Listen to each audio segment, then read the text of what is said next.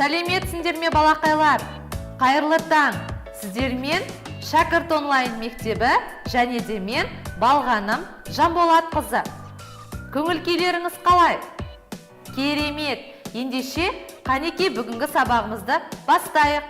Бүгін сауат ашу сабағында жаңа бөлімше, жаңа тақырыппен таныс боламыз. Бөлімшеміздің атауы спорт туралы әңгіме оқимын. Ал жаңа тақырыбымыз заттың санын білдіретін сөздер. Қанекей ендеше ережесімен таныс болайық. Заттың санын білдіретін сөздерге қанша, нешінші сұрақтары қойылады.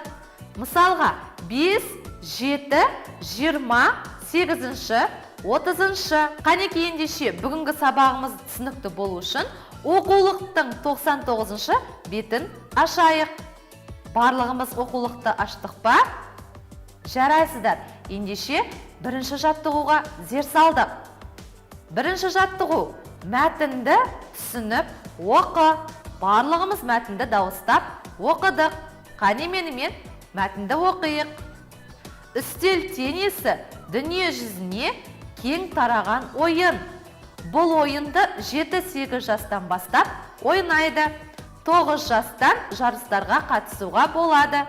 Үстел теннисін жазда ауылда, қыста мектептің спорт залы сияқты кең бөлмеде ойнай беруге болады. Ол кім? Бұл не кітабынан алынған? Қанекей сұрақтарға жауап беріңдерші. Мәтін не туралы? Дұрыс, бұл спорт түрі теннис туралы айтылған екен, яғни үстел теннисі. Мәтінге ат қояйықшы. Керемет, үстел теннисі деген ат қойсақ болады. Ал сіз қандай ат қоятын едіңіздер? Маған осы видеоның астына комментарияға жаза отырыңыздар.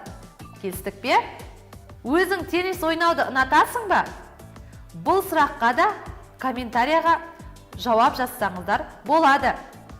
Ендеше келесі сұрақ: мәтіндегі жазылуы қиын сөздерден сөздік құрастыр. Бұл жердегі жазылуы қиын сөздер қайсысы? Тамаша, теннис сөзі жазылуы қиын екен. Қанекей бұл жерден сөздік құрастырып жіберіңдерші. Теннис бұл кішкентай доппен ойналатын ойын. Жарайсыздар. Мәтіндегі қарамен берілген сөздерге сұрақ қойыңдаршы.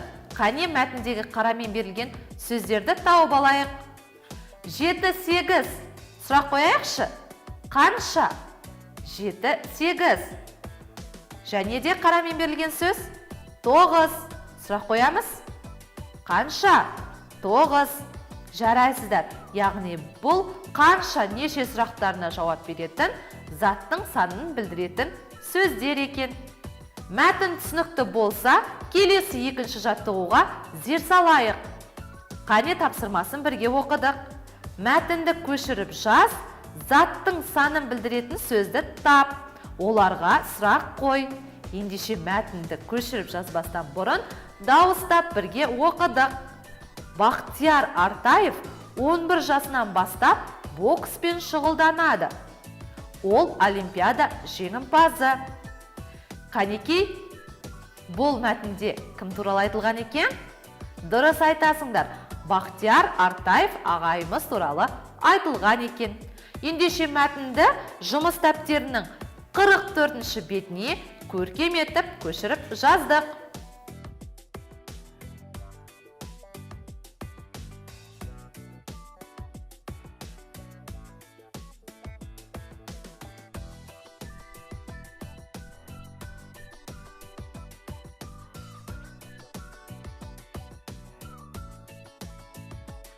Керемет! Ендеше келесі жаттығуға көшейік. Үшінші жаттығу: сандарды мұқият қара, 2 рет жазылған санды ата. Қане мұқият барлығымыз қарап шықтық. Қай сандар 2 рет жазылған? Қане атап шығайықшы.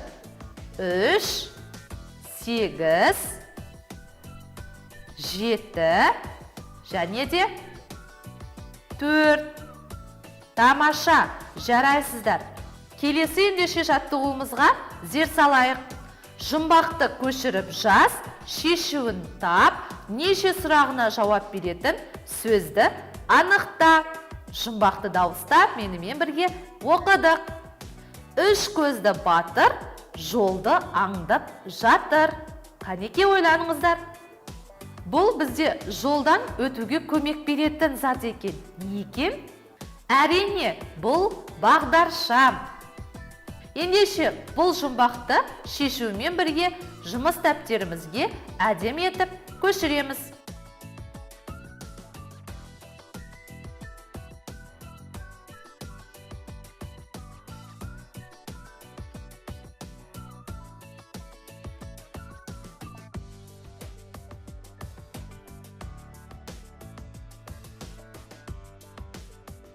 Жұмбақты шешумен бірге көшіріп болдық па?